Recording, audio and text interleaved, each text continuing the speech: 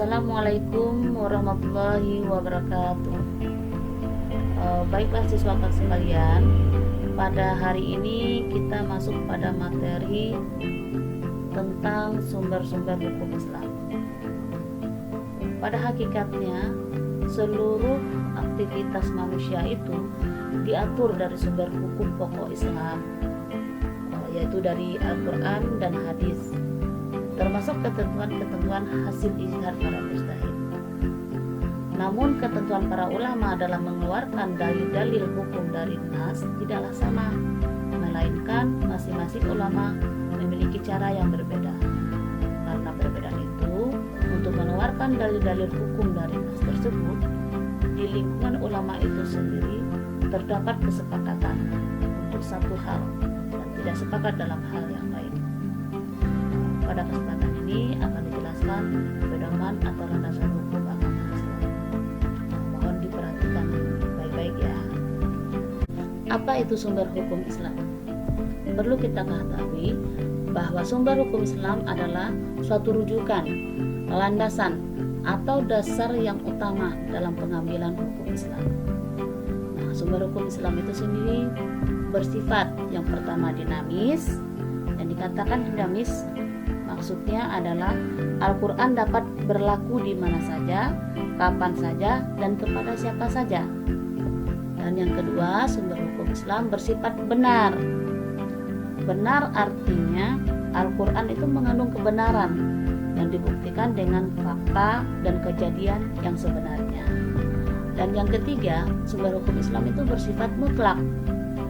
Mutlak artinya Al-Quran tidak diragukan lagi kebenarannya, serta tidak akan terbantahkan.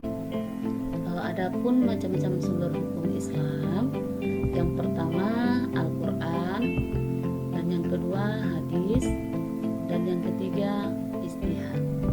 Baiklah, kita jelaskan sumber hukum Islam yang pertama, Al-Quran. Kita lihat dulu pengertian Al-Quran itu apa. Al-Quran berasal dari kata qara'a yaqra'u qira'atan, Quran, yang berarti sesuatu yang dibaca atau bacaan. Jadi menurut istilah, Al-Quran adalah kalam Allah Subhanahu wa taala atau wahyu yang disampaikan kepada Nabi Muhammad SAW melalui malaikat Jibril dan diajarkan kepada umatnya. Dan membaca Al-Quran itu merupakan suatu ibadah. Nah, sekarang kedudukan Al-Quran bagi umat Islam. Yang pertama, sebagai kitab suci umat Islam, dan yang kedua sebagai petunjuk untuk umat Islam, dan yang ketiga sebagai pedoman hidup. Jadi Al-Quran merupakan sumber hukum Islam yang utama, maka semua ketentuan hukum yang berlaku tidak boleh bertentangan dengan hukum-hukum yang terdapat dalam Al-Quran. Sesuai dengan firman Allah Subhanahu wa taala, Quran surah An-Nisa ayat 59 dan Quran surah An-Nisa ayat 105 yang berbunyi, Ya ayyuhalladzina amanu ati'ullaha wa ati'ur rasul wa ulil amri minkum. Jadi artinya, wahai orang-orang yang beriman, taatilah Allah dan taatilah Rasul dan uli amri atau pemegang kekuasaan di antara kamu. Kemudian jika kamu berbeda pendapat tentang sesuatu, maka kembalikanlah kepada Allah atau Al-Quran dan Rasul atau sunnahnya. Jika kamu beriman kepada Allah dan hari kemudian, yang demikian itu lebih utama bagimu dan lebih baik akibatnya. Apa saja kandungan hukum dalam Al-Quran? Yang pertama, akidah atau keimanan. Akidah atau keimanan adalah keyakinan yang tertancap kuat di dalam hati, seperti keimanan kita kepada Allah, kepada malaikat, kepada kitab suci, kepada para rasul, kepada hari kiamat, dan iman kepada qada dan qadar Allah. Yang kedua, Syariah atau ibadah. Hukum ini mengatur tentang tata cara ibadah, baik yang berhubungan langsung dengan Khalik atau pencipta, yaitu Allah SWT, seperti ibadah sholat, zakat, haji, puasa, dan lain-lain. Yang berhubungan dengan sesama makhluknya yang disebut dengan ibadah ghairul maddah, itu seperti tata cara jual beli, hukum pidana, hukum perdata, hukum warisan, pernikahan, politik, dan lain sebagainya.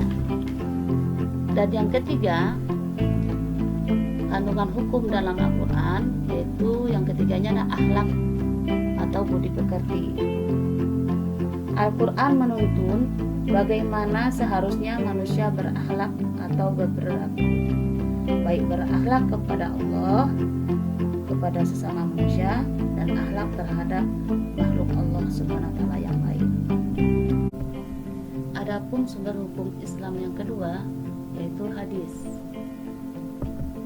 Pengertian hadis. Menurut bahasa, hadis berarti perkataan atau ucapan.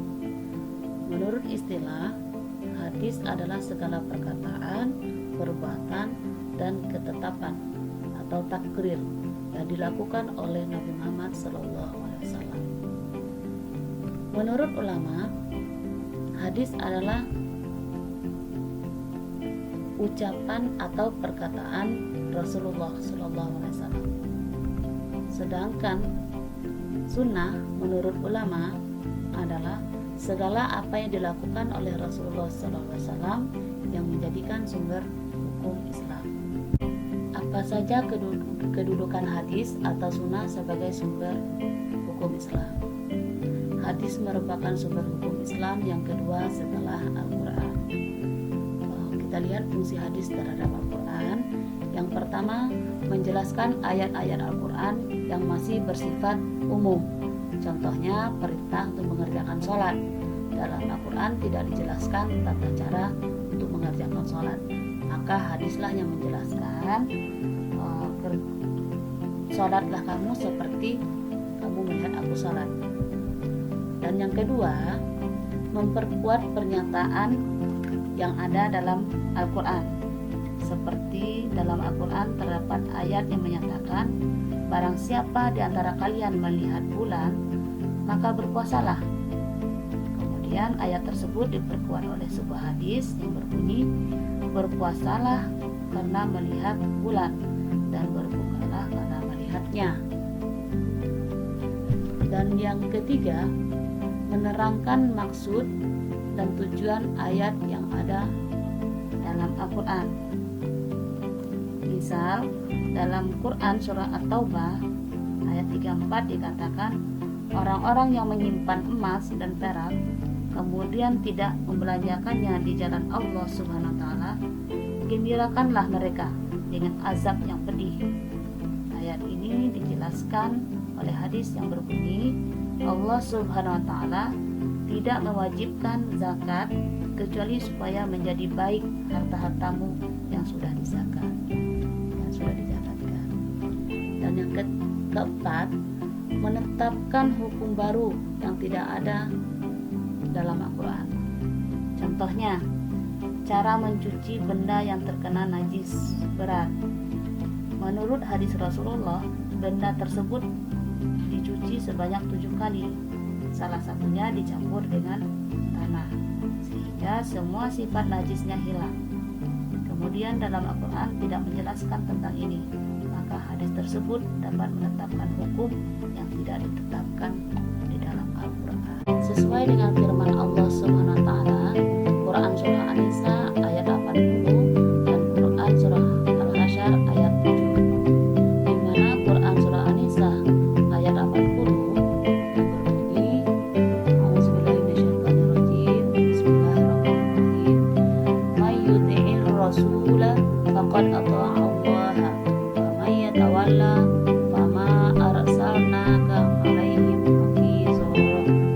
Artinya, barang siapa menaati Rasul, sesungguhnya dia telah menaati Allah. Dan barang siapa berpaling dari ketaatan itu, maka ketahuilah kami tidak mengutusmu untuk menjadi pemelihara mereka. Ada lagi macam-macam hadis. Yang pertama, hadis mutawatir.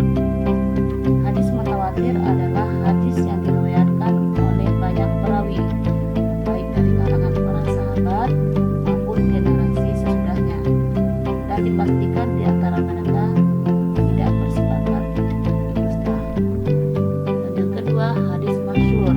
Yang dikatakan hadis masyhur adalah hadis yang diriwayatkan oleh 2 orang sahabat atau lebih yang tidak mencapai derajat mutawatir, namun setelah itu tersebar dan diriwayatkan oleh sekian banyak tabi'in, sehingga tidak mungkin bersepakat untuk dusta.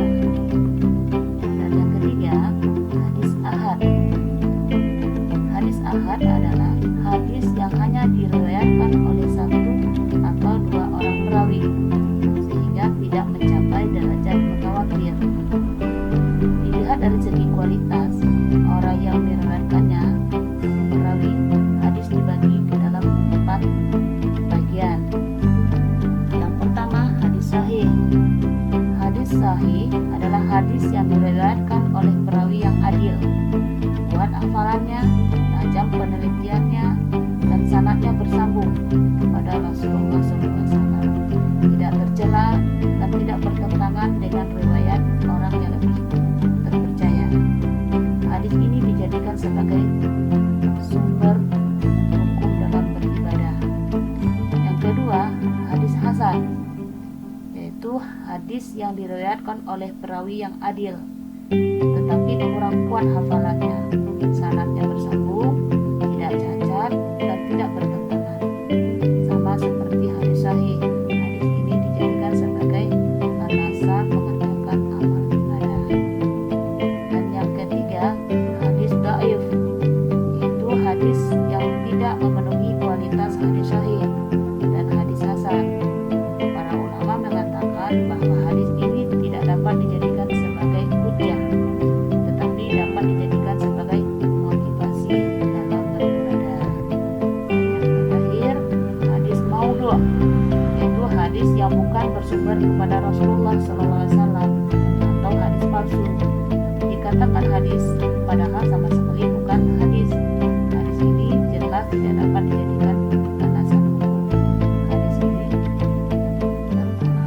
Sumber hukum Islam yang ketiga yaitu ijtihad. Pengertian ijtihad. Ijtihad berasal dari bahasa Arab.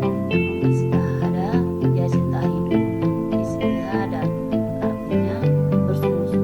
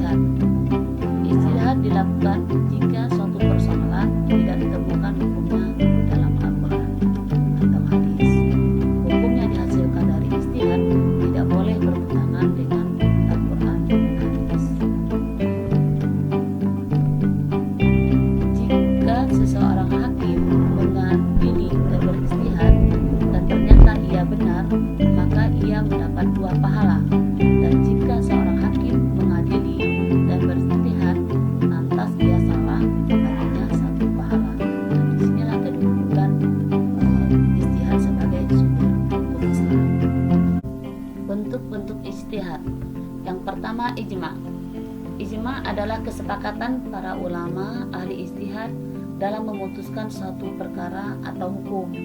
Contohnya ijma di masa sahabat, kesepakatan untuk menghimpun wahyu ilahi yang berbentuk lembaran-lembaran terpisah menjadi sebuah mushaf Al-Quran yang seperti kita saksikan sekarang. Dan yang kedua, qiyas. Qiyas adalah mempersamakan atau menganalogikan masalah baru yang tidak terdapat dalam Quran atau hadis dengan yang sudah terdapat hukumnya dalam Al-Quran dan hadis karena kesamaan sifat atau karakter.